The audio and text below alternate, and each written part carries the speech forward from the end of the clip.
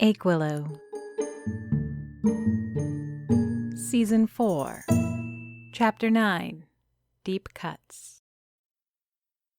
A property of Achewillow that I took far too long to appreciate is how potent and unpredictable the winds of fate are here.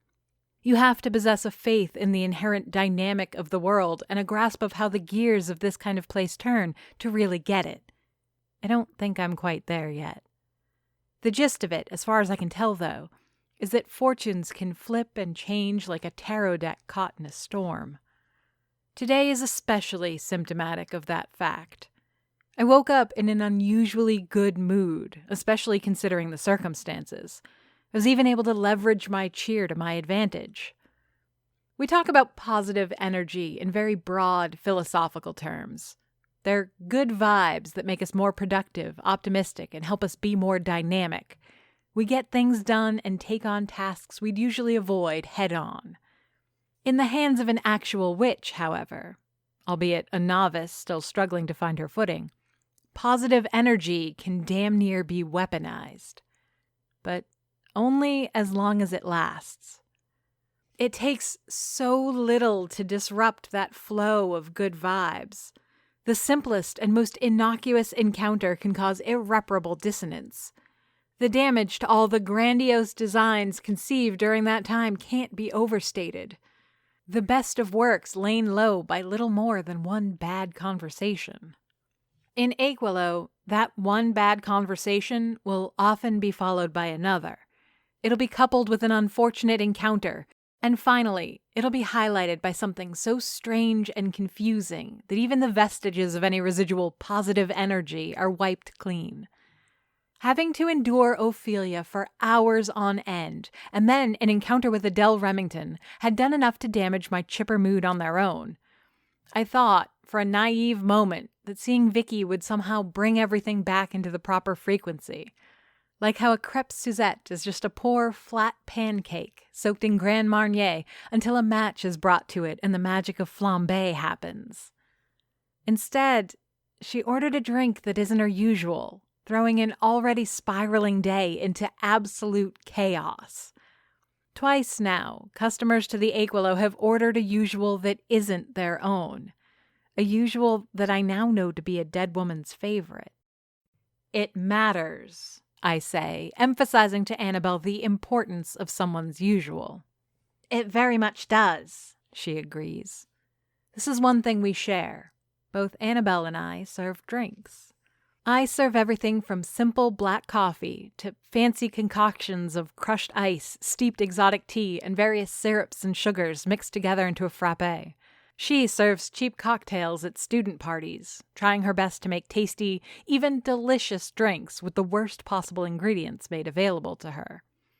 Our products are different and our clientele varies, but we both know the same magic trick.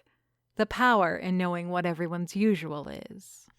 It super matters, Ophelia interjects, unwelcome in our conversation. She gets a brief pause in our conversation as reward for her contribution, but no more. Vicky orders green tea, but with the slightest touch of cream, I explain. Or vodka and orange juice, but only if there's ice. This revelation comes as only a bit of a shock. Vicky is maybe a year older than I am, but that puts her well within the range to have attended a student party or even the secret Dancelites while Annabelle was bartending. I smile, seeing Ophelia make a face at the mention of vodka. I wonder what other alcohol she has an aversion to, or if it may be all spirits and drinks. I'm less interested, at this point, in what her usuals are, but rather what they aren't. So she's not normally into non-fat half-calf chocolate lattes? Ophelia asks, still trying to wedge herself into our conversation. She gets the drink wrong, but that would only matter if I had any inclination to include her. I look over to Vicky, who's sitting at a table in the back corner, sipping on her non-fat half-calf mocha Valencia and nibbling on a cheese croissant. Above her is a framed painting of a cloud, the same one that's been hovering over Achewillow for longer than anyone can remember. She's alternating her attention between the screen of her laptop and a stack of papers awkwardly held together with a large paperclip. She smiles, radiant as ever when she notices me, and I return the attention with a wave. I'm sad to notice that all I find is a cold dread in my veins instead of the expected butterflies in my stomach that I was hoping for. Okay, Annabelle says, as if resetting the conversation to factory defaults. Let's first approach this from the rational perspective. What other reasons might Miss Paramore have to step out of her usual? I don't always order the same thing. I shake it up once in a while. Heck, when I'm studying, I won't even have coffee. I'll slam a few energy drinks and a chocolate bar to kickstart my brain. You said she had a part in a production in Toronto. Maybe she needs more sugar to learn her lines? I tap the side of my skull and tilt my head. I thought of that, I say. But Vicky's smart, and it's just a line or two. Not to mention, she's only going to Toronto for a fitting so far. It's not like she's cramming for finals. Annabelle picks up her pen between index and middle finger and starts to adroitly twirl it. Her mind has already moved on from the theory I shot down and is investigating new corridors and avenues. Fair enough, she whispers in surrender. Maybe it's a taste thing, Ophelia interrupts once again. What if she just doesn't like Miriam's green tea anymore? I exchange a look with Annabelle, one where we share some level of disdain. It is very tempting to explain, with a generous side dish of condescension, that this is just green tea, and a non-fat, half-calf mocha Valencia is by far a more complex order. Why would anyone trust me to put together a puzzle of a drink if I can't steep a tea bag correctly? Now is not the time, Ophelia. Neither of us has the time nor inclination to respond, and we both move on. This isn't a drink you make often, is it? Almost never, I answer. In fact, until recently, I don't think I'd ever made one.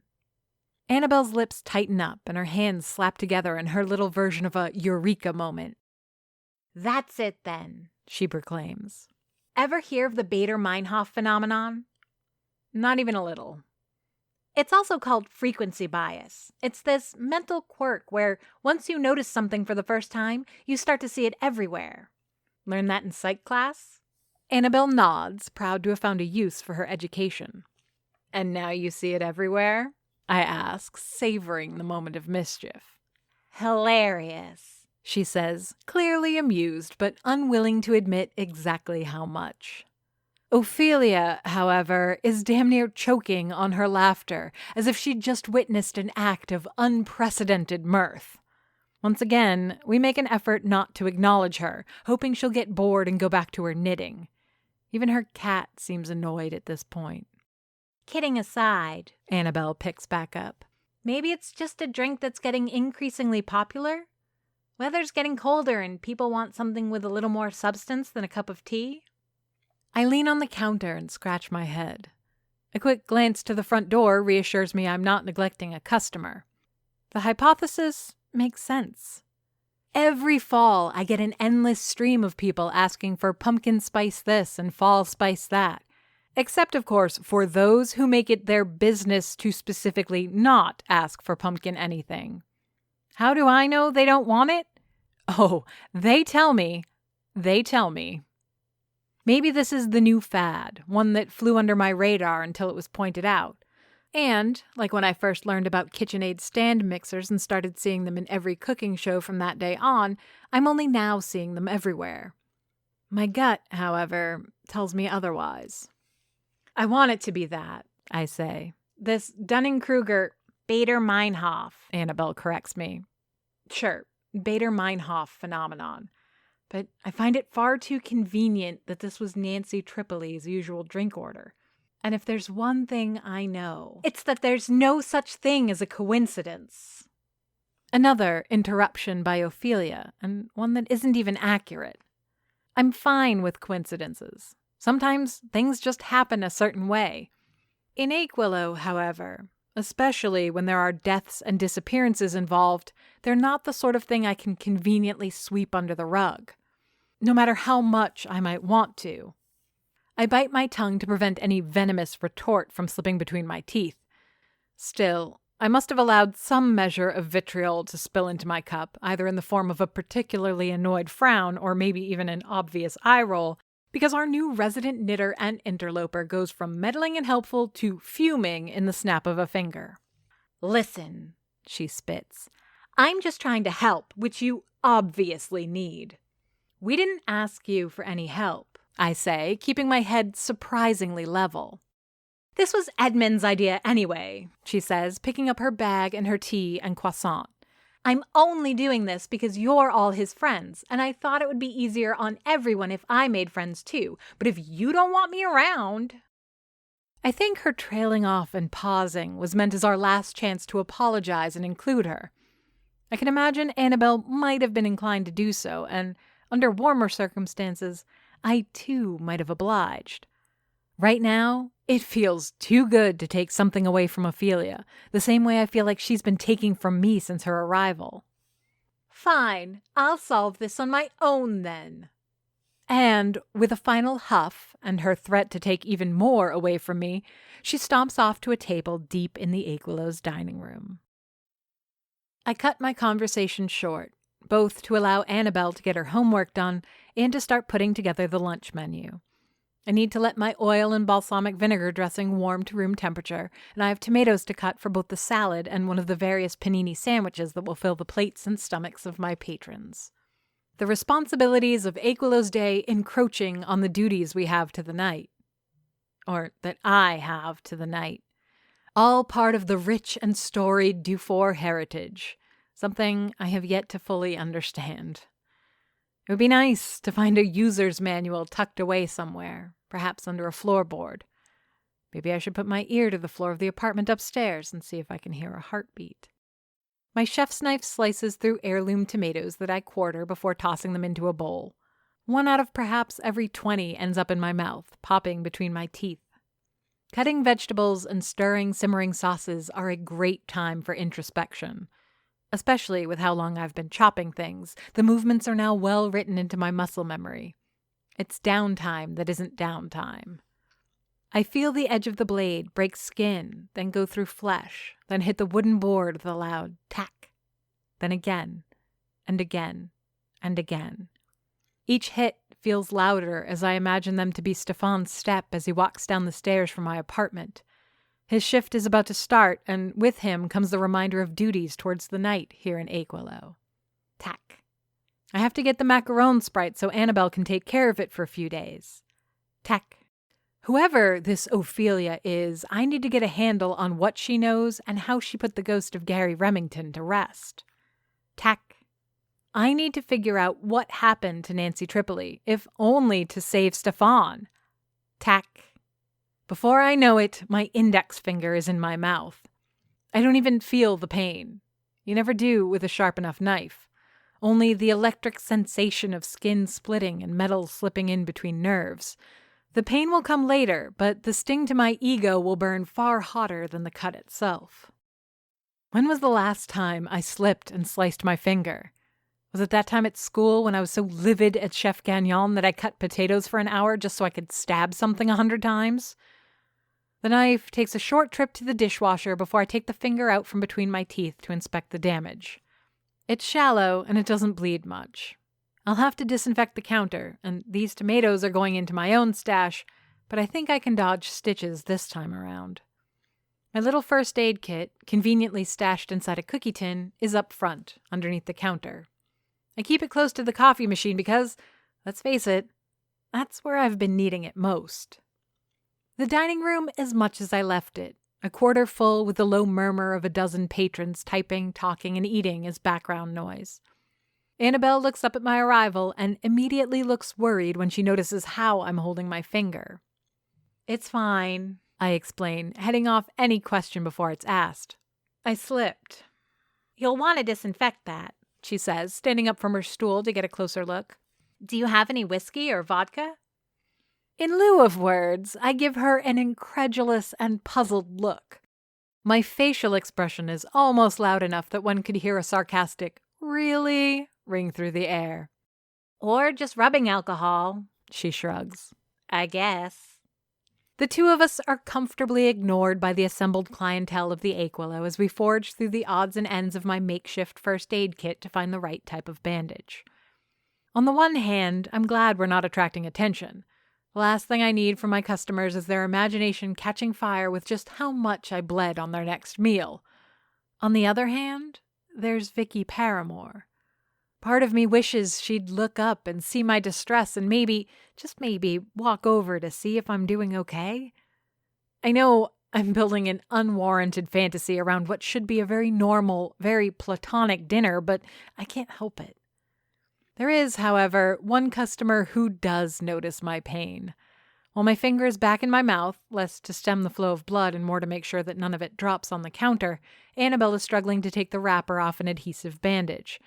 She found some antiseptic cream too, which I hope isn't past its expiration date. Across the dining room, also with a finger in her mouth and holding a sewing needle in her other hand, Ophelia seems to have gone through an accident of her own. Where knife found my flesh, the tip of the needle seems to have found hers. A hand pulls my finger out of my mouth, and, like a child, I let someone else tend to my wound. My attention is elsewhere, however, eyes drilling into Ophelia's. I can tell she's wondering the same thing. Like mirror images, we both seem about to speak up when the chimes to the Achewillow Cafe ring. "Would you hold still?" Annabelle chides me as I spin around. He's early, I think, but then again, he isn't. I'm the one who's late. I got caught up in chopping tomatoes. Then I cut myself. Whatever excuse I want to find, I didn't do the one thing I was supposed to do before Stefan came down for his shift. "Stefan!" I say, too fast, too loud, and too eager. I'll let you get ready while I clean up the kitchen. I left a mess there again. Sorry. I know you— Ow! My feet almost vanish from under me as I try to hurry into the kitchen. Grip far stronger than her frame would lead one to believe, Annabelle pulls me back, bumping into my freshly lacerated finger. "I said, hold still." I'm powerless to watch as Stefan, tying his apron around his waist, steps into the kitchen ahead of me. His head is already shaking in resignation, expecting the worst of the mess I've made. But not the worst of what he might find in there. "Stefan?" The prolonged silence tells me everything I need to know. I can imagine that if it had been me, I'd have vocalized my reaction. A sob or a sigh would have expressed my distress. Not Stefan. He's a stoic one, but his silence speaks volumes. There isn't even the sound of dishes being picked up or cutlery getting tossed in the sink to be rinsed. That's how I know he's seen it. The tin of decaf Colombian blend, the cocoa powder, and the orange syrup. All the necessary ingredients for a non-fat half-calf Mocha Valencia. All the stuff I kept telling myself to put away to avoid exactly this situation from happening again. "Stefan." I know things are bad. Not because he doesn't reply. Neither is it because he walks out of the kitchen and, trance-like, walks towards the back door without so much as a side glance in my direction. I know things are bad because Stefan would, under no circumstances aside from an immediate threat to his life, if that, abandon a filthy kitchen. His moves are slow, as if his steps were performed underwater and his hands struggled against honey as he pushes the door open. Yet none of us do anything to interrupt him. After all, who else but Annabelle and I even know what's gotten into him? "You're going to have to let me go," I say, a few breaths after the back door clicks shut. Annabelle doesn't immediately obey. Her fingers remain wrapped around my hand and wrist, holding me back. I do feel a change in the tension of her muscles. Her tremor in her knuckles is gone, and I could easily slip from her grasp now. "You want me to talk to him?" Annabelle offers. "I'm good at it. You know that."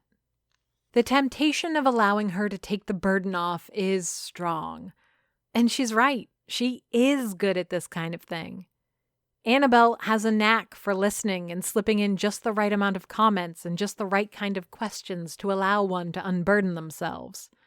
I hate to imagine babies mixing drinks, but I think she must have been born a barmaid. "No," I sigh, reluctant to push forth on my chosen path. "I think this one's my cross to bear." My hand slips from hers, wounded finger last, and before I can change my mind, I abandon the Achewillow behind me. Annabelle, Vicky, Ophelia, customers, and all. I have bigger fish to fry. That bad, eh? He doesn't react. He sits on the dusty concrete steps behind the cafe, his forearms resting on his knees, staring at the two enormous green dumpsters that rust next to the wall. I know things are bad because Stefan usually hates it back here. It's filthy and smelly, and it's where the raccoons rule unchallenged. If this is where he seeks refuge, I can't begin to comprehend where his mind is at. Who was it? He asks as I labor to sit next to him. Does it matter? No one orders that but her. I sigh again. I agree with him. This isn't a coincidence. But what am I supposed to say? Oh, it may be something supernatural, but I'm not sure if it's demons or ghosts, or maybe the embodiment of some abstract concept come to life. But it's no coincidence. Not to Stefan, I can't. Ever hear of the Bader-Meinhof phenomenon? The side glance he gives me could peel the paint off a wall. I guess you have. There's a long wait before either of us says anything. I waver between wanting to fill the silence and respecting Stefan's propensity for quiet stoicism. I feel like I'm going crazy, he eventually says. Like the world is working overtime to keep me from forgetting. But I'm not. I keep thinking about her, about how she died and how I found her. And I just know that I'm the only one in Achewillow, in the world, who will remember her. It's driving me mad, Miriam. I won't forget, I offer as a weak response. It doesn't ring true, however.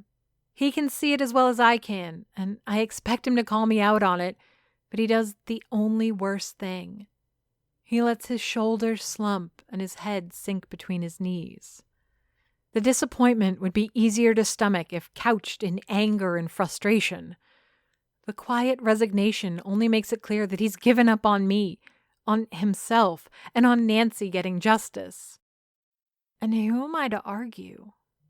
What have I done since I made the grandiose promise to get him off the hook and find the real culprit? Nothing. By now, I start, not quite yet certain what I'm going to say. Lamore has probably decided that Nancy was killed outside your apartment and brought there. Stefan looks up at me, his expression empty but his eyes filled with intensity. I barely spare him a glance before focusing on the woods far behind the Achewillow. I do my best to channel Detective Wilson and apply everything he's taught me about investigation, even if it might aggravate Stefan's grief. Her body was staged and her wounds cleaned as best as possible, I continue. Lamore has an edge on us. He can probably get a time and cause of death, and he probably already checked your front door for forced entry. Though I suppose the killer could have used her key. She had a key, right? He nods. I'm guessing that if Lamore didn't arrest you yet, he's struggling to pin either motive, means, or opportunity on you. He hasn't asked me to confirm an alibi, which, as your boss, I expect he would have by now. So I'm guessing he's already got opportunity covered. Motive might be a little more dicey, but if you were romantically involved, we weren't. He sounds adamant, and I suspect that from his point of view, he believes it too. Stefan is just the kind of guy to compartmentalize his feelings with that level of efficiency. But the heart doesn't beat at the rhythm it's told. You were, I correct. The truth doesn't care what labels you put on it, especially if Lamore can paint you as a spurned suitor. You want to tell him that there's no way you could have killed Nancy because the two of you hadn't gone steady yet? Be my guest, but I don't see that sticking to the pan very well.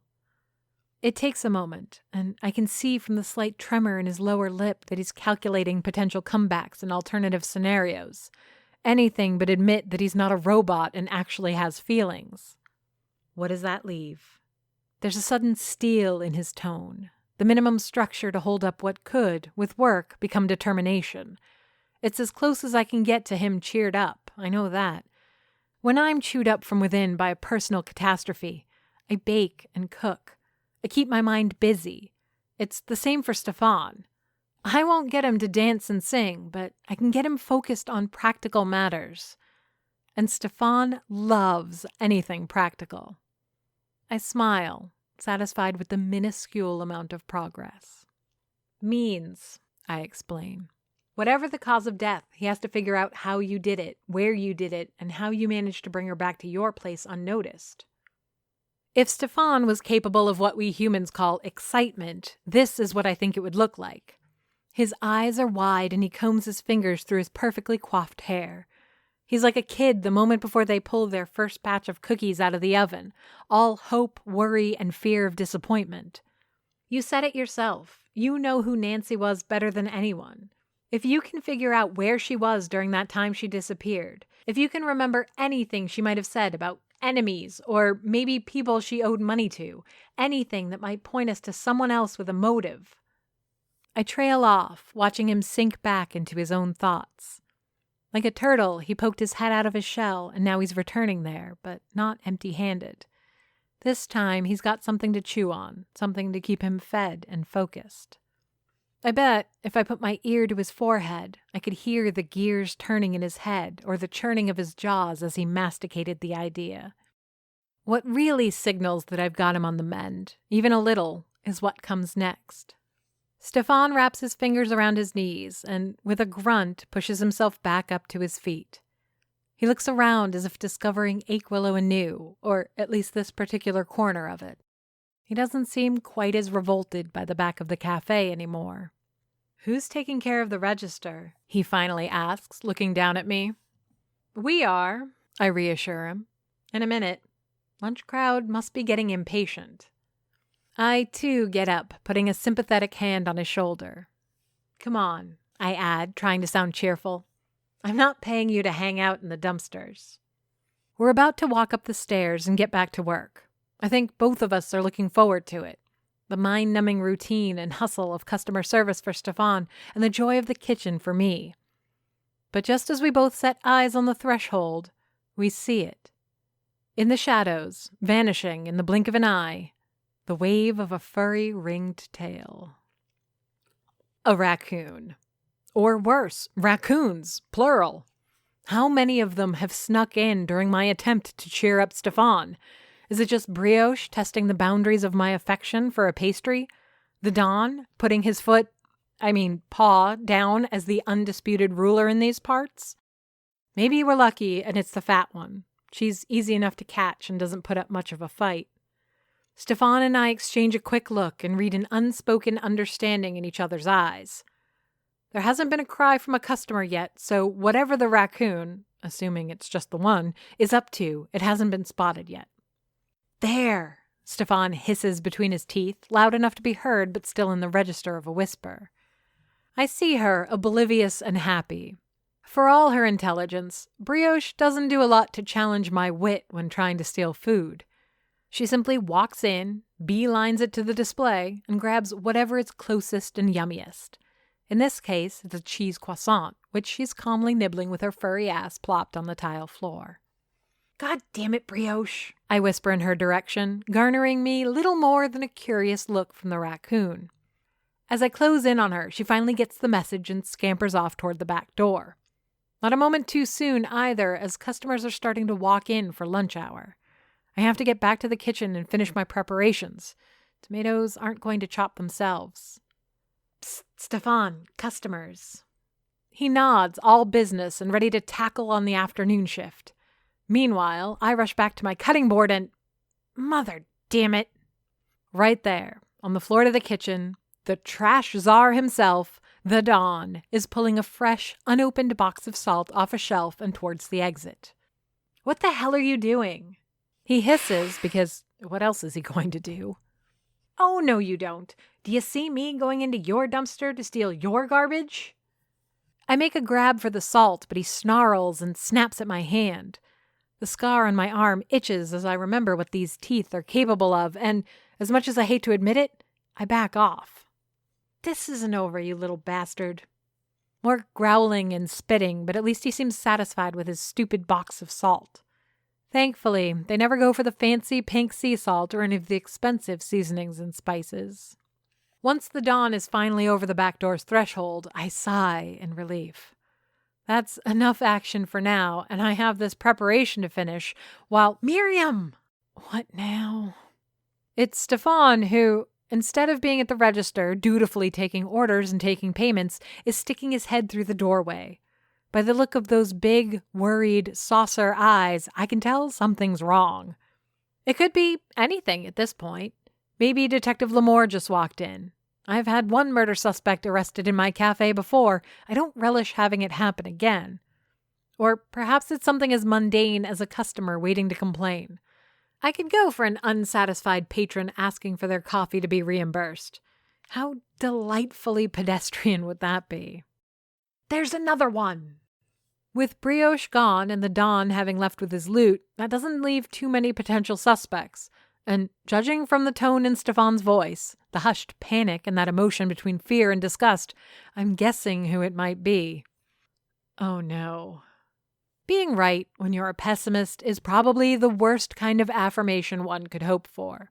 This goes double when you can see the cresting wave of disaster barreling down on you. It's Crimson, all right. The raccoon with the faded red tag on his ear. Olivia says that some game warden once caught him and tagged him, hoping for some insight on the raccoons of Achewillow, but Crimson outlived the guy and still wears the tag to this day. He's an aggressive and resourceful one, which makes him more dangerous than most. I've seen him display a stand-and-fight attitude when confronted by as many as 4 alley cats, and even when facing large dogs, he doesn't back down. And now he's skulking around the dining room, looking for trouble. His little black nose sniffs at the air as if he's hunting for something specific. Is it a treat? A pastry? A cookie? Maybe if I can figure out what he's after, I can lure him away from my customer's feet before an incident happens. My heart stops when he approaches Ophelia. Not so much because I worry for the knitting-obsessed woman, but because her bag is on the floor between her feet, and in that bag I can see the slumbering red-orange form of William the cat. Stefan and I watch, our breaths held in our throat, as Crimson stretches his neck to get a better look at the cat. William is awoken, but neither beast seems too bothered by the other, sniffing at each other's noses, as animals often do. There's a second when they both bare teeth, and I feel certain the furball apocalypse is on the brink of happening, but Crimson seems satisfied that the cat is no threat, or not as interesting as he first thought. I start to move through the dining room, picking up empty mugs and plates that have been cleaned off. I nod at customers who smile at me in passing, but avoid getting drawn into any conversation. Every second or two, I look down to track Crimson, watching him weave his way between table, chair, and patron leg. Increasing the stakes, William has snuck out of his bag to trail a foot or two behind the raccoon, sniffing at his ringed tail. Crimson, I mumble, as if the animal knew his name the same way Brioche recognizes hers. But, to my surprise, he does stop. He's about 2 feet behind Vicky's chair, and I take the opportunity to clean off her table too, making sure not to let the animals out of my sight. "Oh, thank you," she says, looking up from her laptop. I'd love to sit down and engage in conversation, offer another drink and ask how her preparations are going. I could inquire what the lines she's memorizing are and solidify our plans for dinner. Normal stuff. Instead, I have to monitor and hopefully chase off an immortal volatile raccoon. I'm about to give Vicky a polite, non-committal answer, promising myself to be back once the crisis is averted, when I see it. Crimson's eyes spark blue for a second as he sniffs the air again. He seems to have picked up the scent of whatever it is he's looking for. His fur stands on end and his back arcs while his tail stands erect. I can hear the low growl from his throat as he bares his fangs. This isn't the calm, curious investigation he gave William a moment ago, but pure bestial aggression. It's a growl I've heard before in the alley when confronting the hunger demon, or when Peter and Agnes were in town. Except this time, the raccoon is growling at Vicky, and he's joined by the hissing of an angry cat. Achewillow is written by J.F. Dubow and narrated and produced by me, Amy Frost. If you enjoyed this podcast and would like to hear more, please rate and review us on Apple Podcasts or your preferred podcast platform. Want to support the show? Buy us a coffee. Go to ko-fi.com/Achewillow to donate. Achewillow has a Patreon. Visit patreon.com/Achewillow for details. Follow us on Facebook, Twitter, and Instagram under the username Achewillow.